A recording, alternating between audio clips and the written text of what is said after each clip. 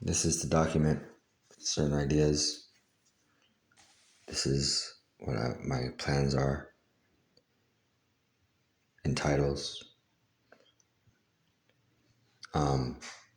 I want to create a small nonprofit private foundation that's really a research company that is nonprofit because I'd like to focus on the research. It has to do with the future, and it has to do with us living to our full potential in a very small, limited amount of planning. But the idea behind that is the less you, if you have foundations and they're few, there's a lot more room to grow with them. If you put too many things in something, if you try to create a language and you put too many different pieces of the language, it'll be very complicated.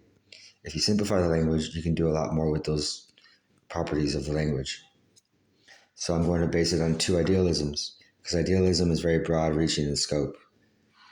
And the idealisms are going to be within research and think tanks. And it's a nonprofit, so it's going to be basically research think tanks and publications. The research and think tanks are going to be on the same things, but the research is going to be researching it. And the think tanks are going to be more towards speculating towards future ends and a lot more loose. They're going to be a lot more liberal in terms of who's going to be involved in the think tanks. I would like them to be involved with any walk of life, people who have no experience, people who have experience.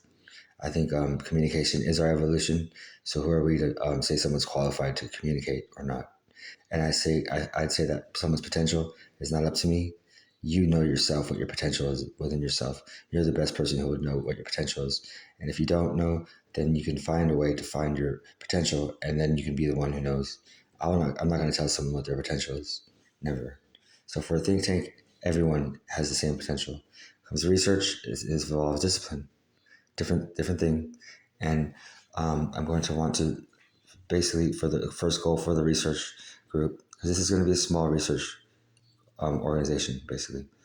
You know, is the first within the first idealism is the goal to always have new things to do, and it sounds kind of like it's pretty plain and a simple thing to say. It's got small words. It's not very impressive, but it's going to be involved with the theory of conceivability, and this is a theory of conceivability. Anything that's conceivable, since it's conceivable, what is the inconceivable? Well, it's inconceivable. We cannot qualify it in any way because we have never experienced it. So for the human experience, in order to find out what's inconceivable, we can give it the same title or category.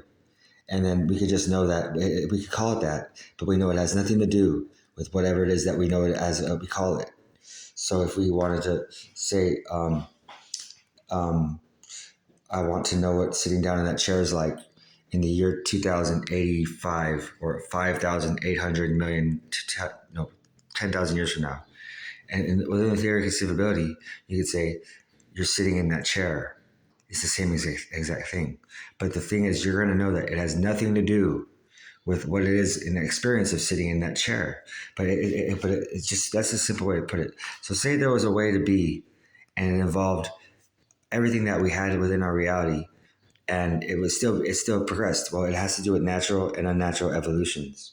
So it's going to be very much so an evolution and where we are in scales. And I have different models of myself, but there's a lot of different people who can talk about this, who can think about it and pause it on it. And I've got other things to say. It's just so you can have that without giving you the impressive idea of me giving you some brand new reality. We can't do it, but there's plenty of research that can go off that can prove that we can have new a prioritized or predictable results within the ideas. Here's a way to prove it for the first idea of idealism. It's going to be all about idealism. One idealism, two idealisms. The first idealism, the second idealism. The first idealism is within acquisition and development in the theory of conceivability. All the research is going to be about that. It's going to be so we have new things to do, and it's going to be a very philosophical and very idealistic about basically natural and unnatural evolutions and where we are in them and how to get back to a natural evolution. The second idealism is religious, spiritual, and scientific proactive sustainability, where we're going to be thinking about origin physics in terms of speculating on thousands of years into the future. We're going to connect it to our what's really happening because the problems of the world now are not so much physical, they're very spiritual, and they can get more spiritual. So it's very proactive to balance it, and it'll link towards the acquisition and development of the first one. They coincide. There's a continuity to them that's very cohesive. They need each other to coexist. So within this model, this is a conditions model. And this is going to prove that idealism is the idea of progression in a reality that is obviously in need of that more than an action so far up to now. So say you go back in time before humans, you have realities and you have conditions in realities, and they're physical because we weren't them. We weren't mentalizing. We weren't mountains or we weren't animals, and we can't read their minds. We can study them, but we're not them. We're not experiencing them themselves the way they experience themselves. Whether the consciousness is in physical objects or obviously animals.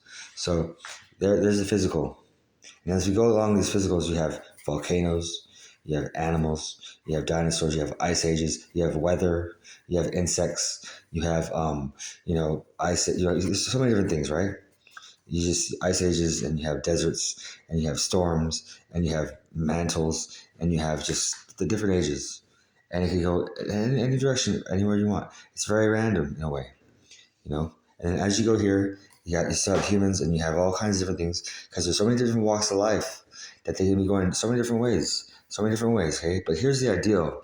See, and here in order to continue, if this was actually just a straighter line, this would have to be in between both these realities and condition. It can't be over here so much more because it would be more of a physical reality than a condition. It would just be physical reality and it wouldn't progress to condition. Because condition is more of like you're seeing it, you're analyzing it more, you're understanding. Your understanding becomes more. Reality is reality, it could be there whether you understand it or not. Condition is more of an understanding. As it gets to the human experience, idealism cannot be stuck here if we want to get to futures. Okay? Because experiences becomes idealisms. Because look at on top, when you go for physical, what's on top of realizing condition? Physical. But what is it? What is higher than the physical of these? The idealization of it, the communication of it. What's higher than the idealisms of the experiences and the futures? The mental, the spiritual. That's why the second idealism is spiritual. It's still scientific, but it's based on ethics before all else. It's the goal to have ethics before us. We want to basically have the key principles that, even though we're a small foundation, we want to make sure that our ideals are pretty much etched into either already or going to be within every nonprofit's ideas of their highest aims or highest beliefs within themselves of the generative nature of what they believe in, because we're idealistic. They take care of all the stuff that no one's going to take care of and all the things that people need in the pragmatic sense. We want to make sure that doesn't have to be, that some of that doesn't need to be taken care of. We want to solve it. We want to make sure there's a new reality so they don't even have to worry about that. So they can worry about the other problems that we always have. Because in life, we solve problems, there's going to be more problems to have. It's not perfect peace land. When we solve a problem, we want to solve it with more togetherness. Because when another problem arises because we solved a problem, we solve it with more togetherness. Now, the second idealism is going to involve very, very, very, very extreme Christian ideas of evolution towards creating peace on earth. It's definitely steeped in creating peace on earth. I've planned for Epson in Japan, CQ Epson. I've done plans for them and I've done research methodologies for them. And I'm very much so involved with wanting peace on earth. And that's where this comes from. I'm currently doing a project right now about kind of like a pseudo science, quasi religious type of middle ground towards the ultimate aim of peace on earth, towards an eclectic range of different audios. And it's all linking towards just my ideas evolving into this idea. So through all that in the progression of what you want ideally is it goes from the chaos of reality of that, ideally what we know of it as is the volcanoes and the oceans and the storms and the weather and the animals and the birds and the extinctions, to basically the human ideally of just a lot more of a flow as it progresses. That's this ideally from this, we really want this ideally, not just so much of this, right? So what can we come up with that from this hypothesis? Idealism ensures human growth in common, everyday ways, and in uncommon, non-pre-existent potentials towards future capacities. Quasi-premise. Actions do and do not speak louder than words. Conclusion. If they did, then we would always only do the same things. Example, the conditions model. When I said about this, not progressing if it was just physical and it wasn't up to there, and if this wasn't going there, if this wasn't going here, if this wasn't ideal like this. So this is my little tiny presentation about why I want to create. I will have the funding for it quite a bit, but I want to basically get the shareholders and the financial services of a couple of companies possibly who can lead me to partnerships to where we can never have to worry about money and we can keep making sure that the future is at its highest potential, idealistically, for anyone to tap into our energies and coexist with us as necessary beings in the land of contingency, where we can become more necessary beings each one at a time, every second of the day, as much as possible.